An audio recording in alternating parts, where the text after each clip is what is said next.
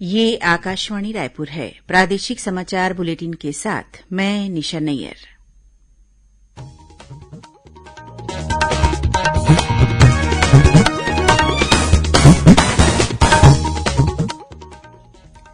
अब पेश है आज के मुख्य समाचार। प्रधानमंत्री ने आईपीएस प्रोबेशनर्स से अगले 25 वर्षों के दौरान देश में सुराज स्थापित करने में मुख्य भूमिका निभाने को कहा। केंद्र सरकार ने राष्ट्रव्यापी कोविड टीकाकरण अभियान के अंतर्गत बेघर और निराश्रित लोगों को टीका लगाने के लिए प्राथमिकता देने की सलाह दी। छत्तीसगढ़ के विभिन्न जेलों में सजा काट रहे बंदियों को उन्मुक्त अभियान के तहत राज्य शासन की नीति के अनुसार समय पूर्व रिहा किया जाएगा। और छत्तीसगढ़ राज्य ओपन स्कूल की हायर सेकेंडरी स्कूल सर्टिफिकेट मुख्य परीक्षा का परिणाम घोषित। 98.20% रहा परिणाम।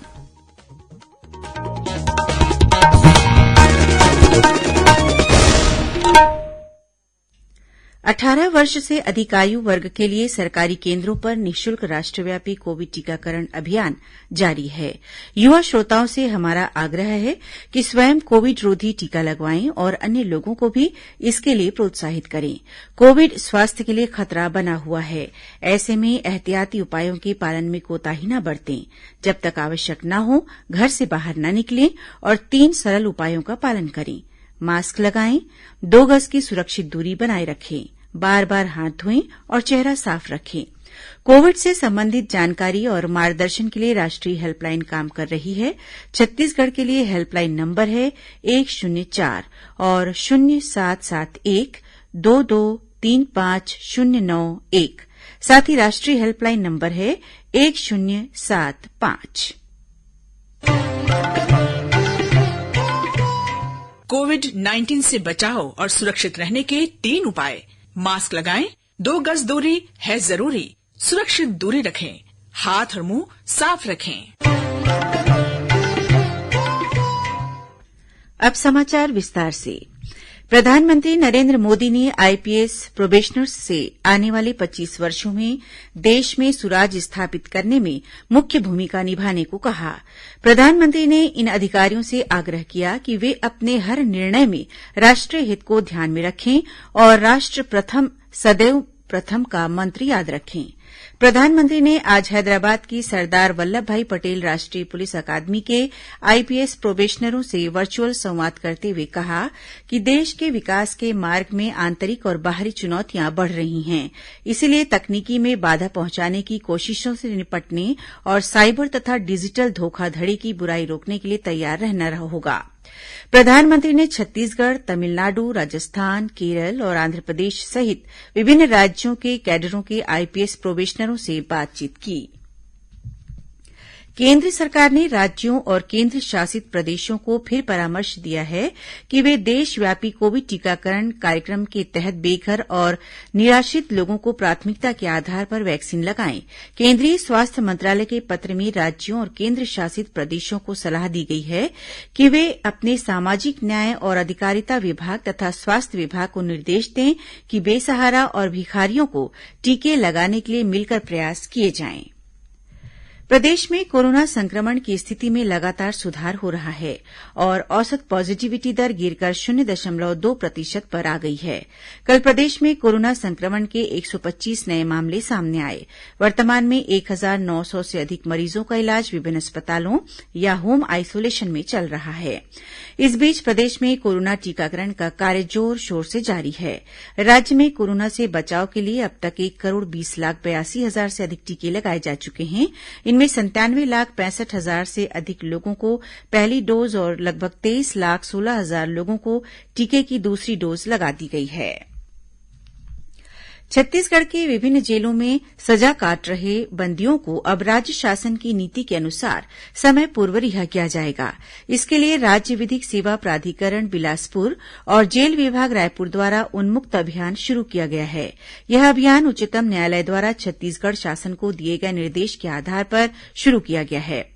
उच्चतम न्यायालय ने छत्तीसगढ़ सहित उत्तर प्रदेश और बिहार राज्य को निर्देशित किया है कि वे 1 अगस्त से इस पायलट प्रोजेक्ट को लागू कर पात्र दोष सिद्ध बंदियों को रिहा किए जाने के संबंध में आवश्यक कार्यवाही सुनिश्चित करें। इस संबंध में प्रदेश के सभी जिला विधिक सेवा प्राधिकरणों के जिला न्यायाधीश अथवा अध्यक्षों को जेल प्रशासन की आवश्यक मदद करने के लिए कहा गया है। पहले चरण में पात्र बंदियों की पहचान करते हुए उनकी ओर से आवेदन प्रस्तुत कराकर और आवश्यक दस्तावेज एकत्र कर उन्हें रिहा किए जाने की कार्रवाई की जाएगी। छत्तीसगढ़ विधानसभा का मानसून सत्र कल संपन्न हो गया। सत्र के समापन अवसर पर मुख्यमंत्री भूपेश बघेल ने कहा कि विधानसभा का यह मानसून सत्र छोटा होने के बावजूद भी सार्थक रहा।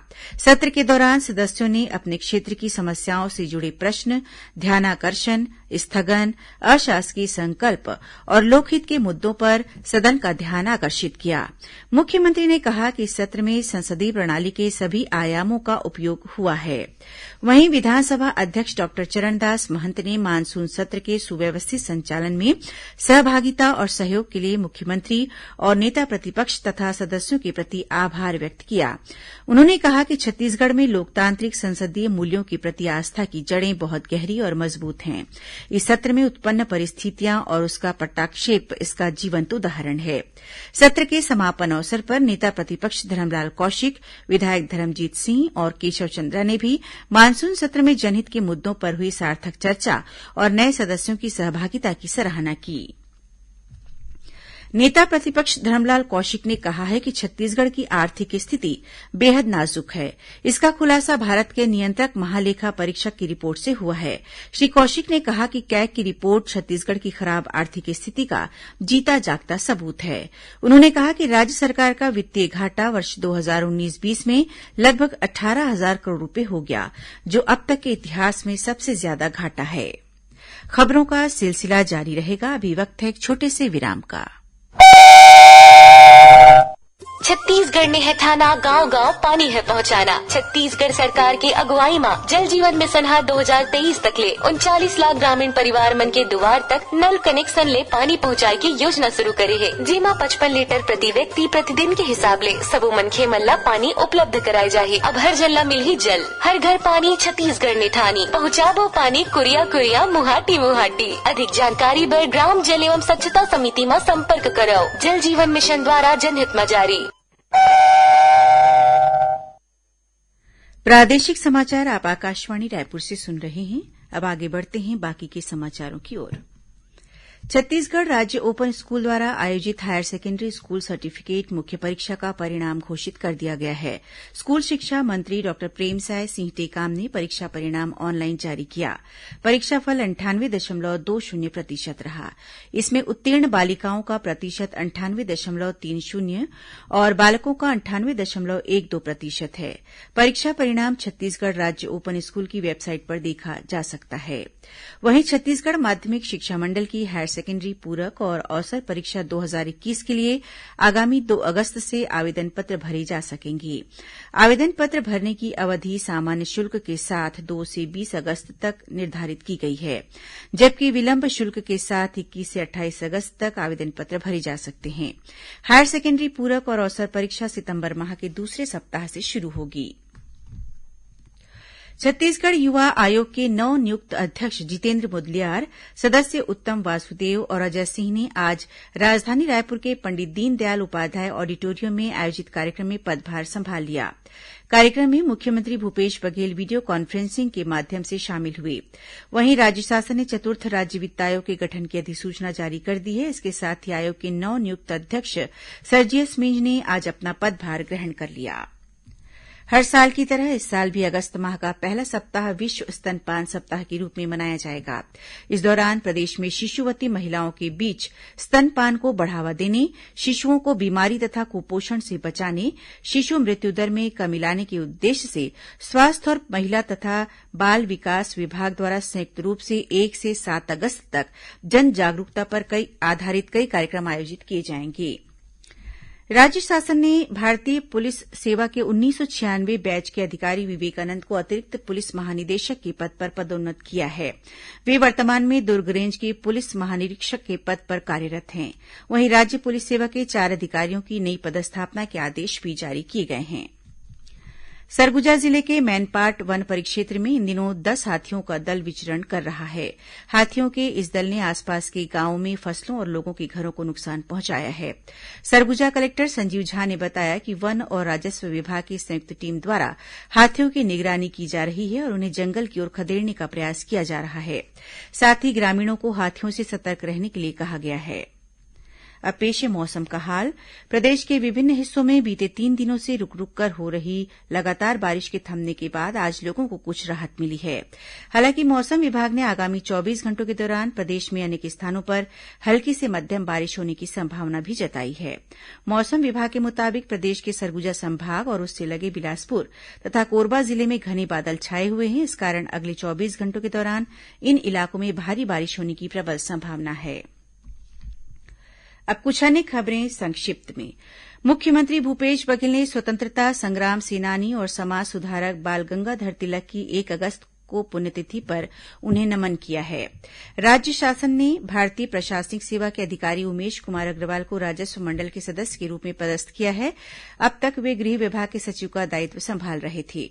प्रधानमंत्री कौशल विकास योजना के तहत रायपुर जिले के युवाओं से आईटीआई माना में इलेक्ट्रिकल बाइंडर और इंडस्ट्रियल इलेक्ट्रीशियन व्यवसायों में निःशुल्क कौशल प्रशिक्षण देने के लिए 4 अगस्त तक आवेदन आमंत्रित किए गए हैं। शासकीय दिव्यांग महाविद्यालय माना कैंप रायपुर में संगीत और चित्रकला में स्नातक की उपाधि के लिए नए सत्र में प्रवेश की प्रक्रिया शुरू हो गई है। जांजगीर चांपा जिले में चिटफंड कंपनियों के निवेशकों से 2 से 6 अगस्त तक निर्धारित प्रपत्र में सभी आवश्यक जानकारियों के साथ आवेदन मंगाए गए हैं। महासमुंद जिले के बिरकोनी स्थित एक टायर फैक्ट्री में गैस के रिसाव से 4 लोग गंभीर रूप से झुलस गए हैं, जिन्हें इलाज के लिए रायपुर रेफर किया गया है। बस्तर जिले में कोडेनार पुलिस ने 78,500 रूपये के नकली नोट के साथ 2 आरोपियों को गिरफ्तार किया है।